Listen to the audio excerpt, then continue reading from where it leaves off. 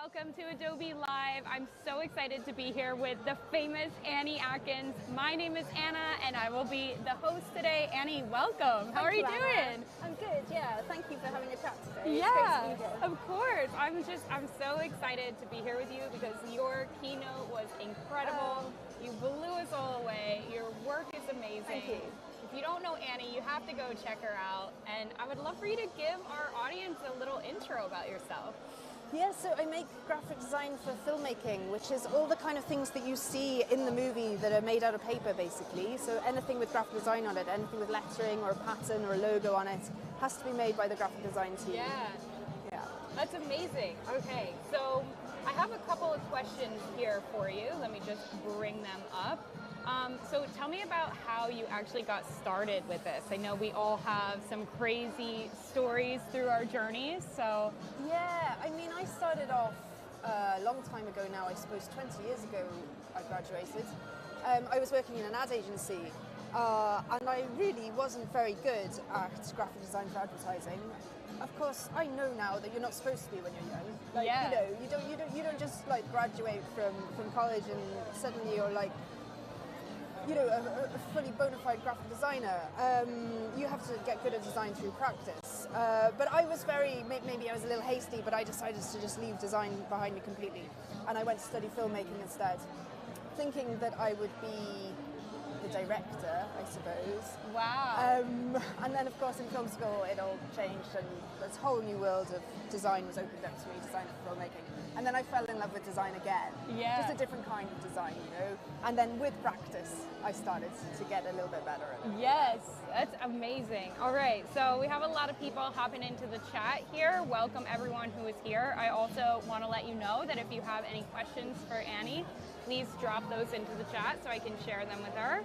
And what is it like working with actors when you're doing all of this work? Yeah, so in the graphic design department, the only time I would ever work with an actor is if I have to teach them how to use a feather quill or a dipping pen. Because sometimes an actor has to do their own calligraphy in shots, right?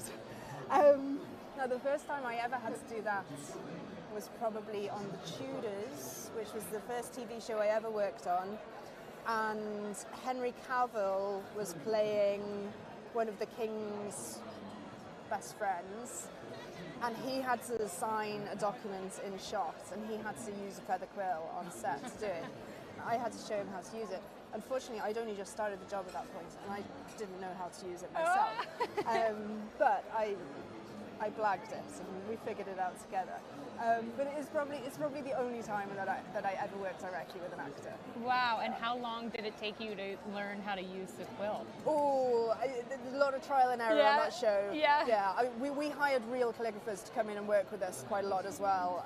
Good. I've kind of mastered it now, but like this is like 15 years later, Wow, that's amazing.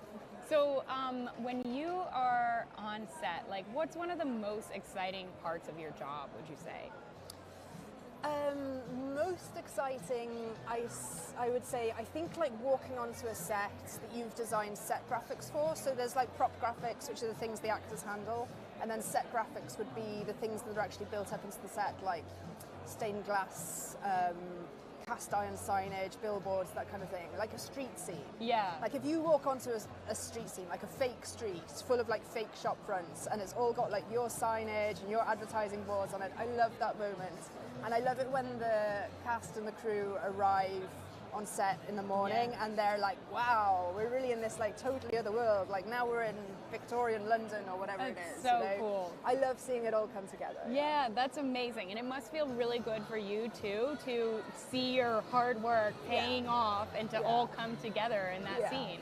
And are people coming up to you talking about it, or does it kind of step behind the curtains? Sometimes people will say something. Like I remember when we did Grand Budapest Hotel, there were a couple of actors on that show who came up to us in the graphics department and said, like, we really love the fake passport you made us, or whatever it was, So sometimes they do, and that's nice. Yeah, that's so cool. So tell me actually about working on Grand Budapest Hotel. I mean, that's so cool that you worked with Wes Anderson and like amazing pops of color and story. That must be so fun. It was really fun. I mean, it's a film that I hold very close to my heart, I suppose. It was the first big feature film I did. Like, I had done a feature before that, but it was animated, so it was a slightly different working process. And then I did Grand Budapest, and, you know, at that point, I'd done a lot of period TV shows. I'd done a lot of costume drama. And, I mean, this is like 10 years ago. And at that point in time, a lot of period drama had a kind of sepia look to it, you know, like everything was just slightly brown, you know, because it was all set in the olden days. Yes. You know? And I think Wes Anderson really changed that with Grand Budapest. Yes. You know, he put so much colour into that 1930s movie. And I think a lot of productions after that followed suit, and they started putting colour into their period TV because, of course, there was colour in the olden days. Right, you know, right, right. We just think of it as like black and white. But like now, like any kind of period show you watch on Netflix, it's often got a lot of colour in it, and I think that's really lovely. That's really cool. And did you feel like you had to shift your style a little bit, or because I've seen some of your work and it tends to have like more muted tones in some stuff? Yeah, I think. Do you feel like it fit in? Okay. You have to design to the style of the show, yes. right? So I try to be more of a chameleon with my style. I try not to have a style. I like that. I try not to have a style. You know, most artists don't say that, so that's... Yeah, it's the other way around in film, really. You can't really bring your style to something. You have to work to the right period. That's you know? so cool. Yeah. That's awesome. So what do you think is next for you? Like, do you have any future plans? Maybe you can share some, maybe you can't share others. Where do you want to go from here? I'm working on a movie at the moment, but I probably can't say what it is because I don't think it's been announced yet. They're based in New York, and I'm doing some bits remotely for them. What can I say that's coming up? Oh, I'm publishing a children's book this year. Okay, tell me about that. So that... oh God, that also hasn't been announced. But it's just going to print this week, so I think we're going to announce it in the next couple of weeks. So I won't say any more than that, but that's a children's book. Are you allowed to share anything about the process or well, it was quite similar. How you got into it? It was quite similar to the way that I work for film, because I was designing in character, really. Which is what I do with a lot of the props that I make in film. And it's my favourite part of the job. It's like when you're not designing as a designer, but you have to step into the shoes of the character that you're designing the pieces for. Yeah. I did that with the book as well. Okay, that's amazing. All right, I'm just looking through the chat here to see if there's any questions for you. Don't forget, everyone, please submit your questions for Annie. Someone said Annie had worked with the McCann Erickson before she made the switch to film and series.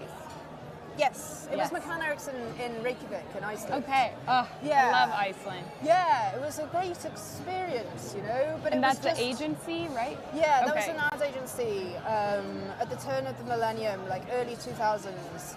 And I mean, I suppose like because it was in Reykjavik, they had a very Scandinavian approach to design, right? Like very, very beautiful, minimalistic. Yeah. You know, very much digital. Everything was done digitally. Yeah. And I was from a background where I suppose like I had a much more tactile approach to things because my mum and dad were both artists. My mum was a painter.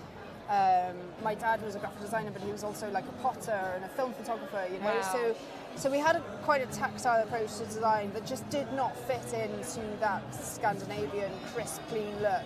And I think that's why I thought I was not good at design, because I just couldn't seem to nail that Nordic look.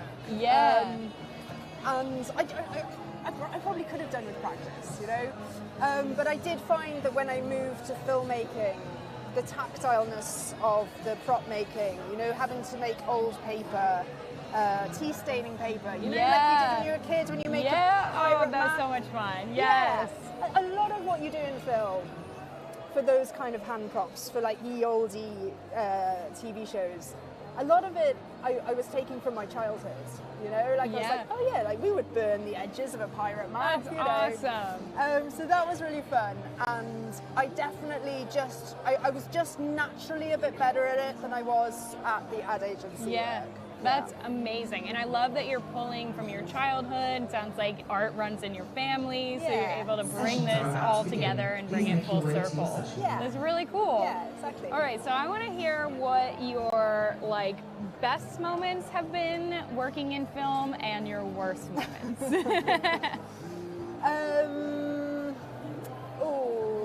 I mean, I think the worst thing about film is it's full on. Like it's a long working day anyway. Like art departments start at 8 a.m., sometimes 7:30 a.m. Yeah. And they go through till 7 p.m. usually. And that's just a normal working day. But within that day, you have to create such a huge volume of work, including all your research and designing the pieces and then making the pieces and then dealing with all the challenges that are radioed up from the set and dealing with suppliers. It's a lot.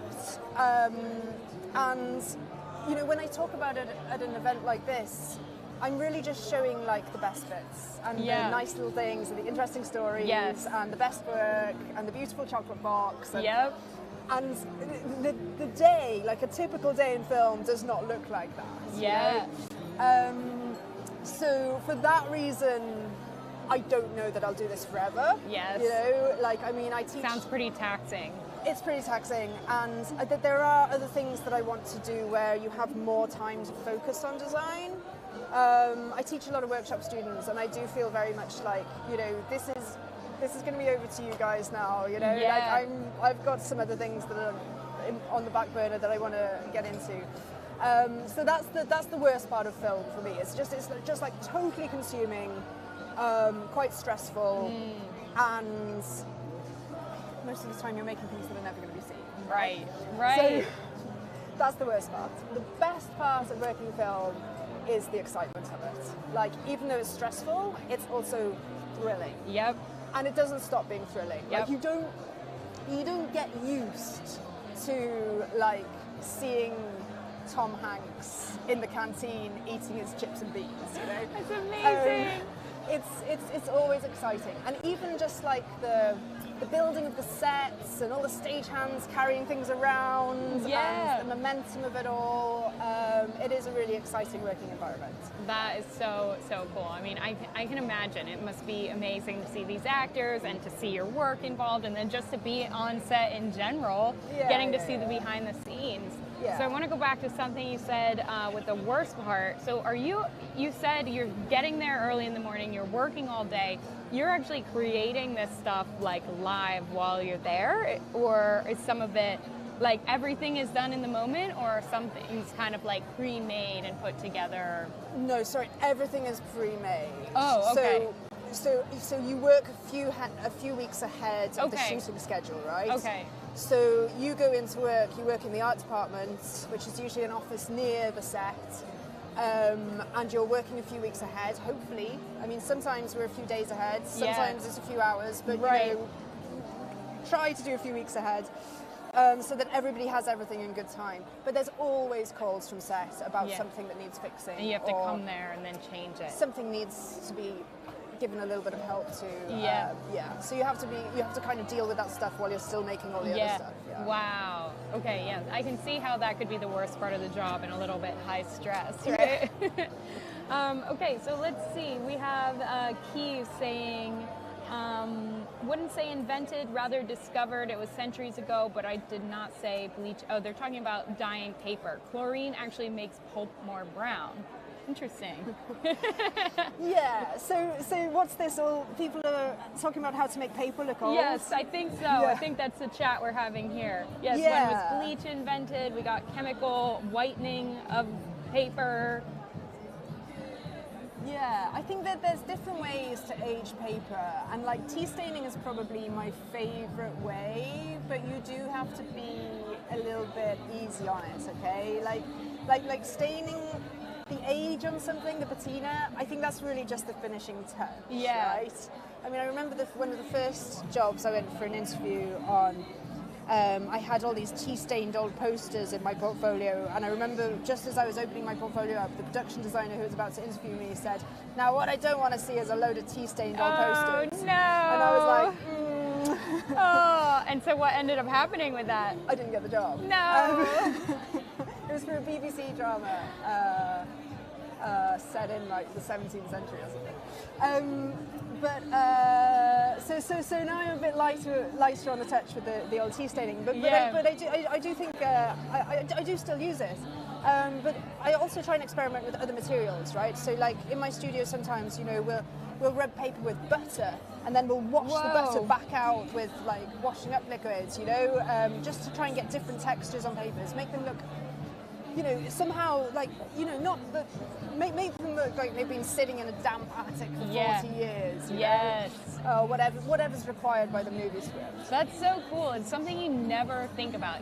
For us as just viewers every day, when we watch movies, we're not wondering, how was that paper made, nor recognizing how much time and effort goes into making it look correct. Yeah. I think this actually leads perfectly into the question here that was asked by Jurgen Allen. How do you see the world of AI integrating with props and art and film? Oh, don't ask me about AI. I know. No one wants to be asked about AI, but we're all here for AI in a little bit of a way. So. Okay, this is my thoughts on AI, right? First of all, I'm still telling my workshop students not to immediately use Photoshop, right? Yes. So start with the real tactile things, and then we'll bring it into Photoshop later on, So AI for me is really a big jump. Like, I'm sure it's infinitely useful. What I hope that it's going to do for me is do all the things that I don't want to do. Yes. Right? Yes. I'll give you an example. Actually, this is the worst part of the craft, is being asked to make a fake family photo from the olden days using pictures of the cast, right? Oh man, when they have to like cut some famous actor's head out and stick it onto an old photo, and usually we're always trying to do this in Photoshop and it's never quite right. Yeah. If AI can do that for me, I'm happy. That's such a good point. Because I never want to do it again. Because when you do one of those family photos, everybody on the crew will have an opinion about it, and it'll never be good enough. Yep. So yeah, I would love to see an experiment with AI to do that. Yes. If somebody could do that demo. Let's hear it. If anybody wants to do that demo, you have a fan right here. Yeah. So, that's so true, and I think it brings us back to doing a lot of things analog, in an analog way, and then bringing it into your work and not always relying on AI. And that's something that I myself continue to push in my own work. I think at Adobe, we're trying to remind people, it's a tool. Let it do the things that you don't want to spend time on, like replacing heads for actors in their family portraits. Yeah, exactly. And I like to incorporate it into my work that way as well. Like I am. So are you already incorporating it then? Yes. So I am a painter, traditional artist, and then also do a lot of Photoshop compositing. Okay. And so I'm using it in a way where I can speed up things, like I showed today in my keynote, was ways where I'm like, I don't want to I don't want to create a whole water scene or something, or I don't want to blend this together, which I do love doing that, but if I want to remove a crowd of people or something, those kind of things that are kind of a pain to do, or even just like setting up a scene to test out an idea, and maybe in your case, like you're storyboarding and you're putting pieces of AI together to show someone a concept that's in your head, and then you actually create it. And I think that's a great use for AI in film, or for anyone out there, using it in a way to help speed up the early stage of your workflow when you're like, I have all these ideas and I can't get them to look right on paper. Okay, yeah. Okay, I will give it a go. Yes, I love that. Yeah. Somewhere down the line, I will. Yeah. Oh, Oliver says AI can do the tea staining. Yeah, there you go. Yeah, let's let it go. All right, so we have about 4 minutes left if anybody has any other questions. And Annie, is there anything else that you want to share with us? Any more fun stories that we didn't touch on? I don't know. A fun story. Or terrible story. What have you ever had any sort of tragedy with your work? Say you finish a big project for set or for the film, and then it tears, or someone spills on it, or you lose the files, or Yeah, I mean, there is a lot of that stuff, like putting out little fires that happens. I mean, one way around that stuff is that we always make multiple copies of any given piece. Okay, so we don't just make one old telegram. Right. We make 20 identical telegrams, and we send them down to set, because then if somebody does spill a coffee on it, it doesn't matter. That's perfect. So we avoid continuity issues like that as well. But you know, unexpected things can happen. I remember when we were on Grand Budapest, we made a little notebook for Ray Fiennes' character. And Ray Fiennes was playing a very particular kind of person. You know, he was a real perfectionist, his character in Grand Budapest, the hotel's concierge. And when the actor saw the notebook that we'd made in his costume fitting, he was saying that it should have lines in it. And we had given him blank pages because his character would never have written on blank pages. He would have written on a line notebook. You know? So we got radioed up to the art department. We quickly made it again, you know, printed it all out, stitched it all together, sent it back down to the costume fitting, and then he was totally happy with it. And I remember after the movie was released and I was doing some magazine interviews, I used that as an example because I thought that was quite a good example of the level of detail we go into, right? Yeah. Because the camera was never going to see inside that notebook. Yeah. Right? It was for the actor, and a lot of the things we do are really just for the actor and the director. Wow. But I think when I started telling that story, I think some of the magazines that I was talking to felt that I was saying that Ray Fiennes was a diva. Oh. So I stopped telling the story because that's absolutely not what I was saying at all, you know? It's all of our jobs in film to make sure that the props are right for the characters, and sometimes that would be the actors getting involved as well. You know? I love that. And it's totally fine. That's amazing. Oh, well, you have such an incredible story, an incredible career that you've put together, and we're so grateful to have you here on Adobe Live. Thank you, everyone, for watching. I'm sorry we didn't get to some of your questions. Annie, you'll have to answer them offline. I know you have a Domestica course. People can find you on Instagram as well, right? Annie Atkins, is that okay? Well, thank you so much for being here with us, and thank you everyone for watching. It has been a pleasure. Have a great rest of your day, and take care. Bye. Thank you. Thanks, Anna. Thank you. That was great. Yeah, super.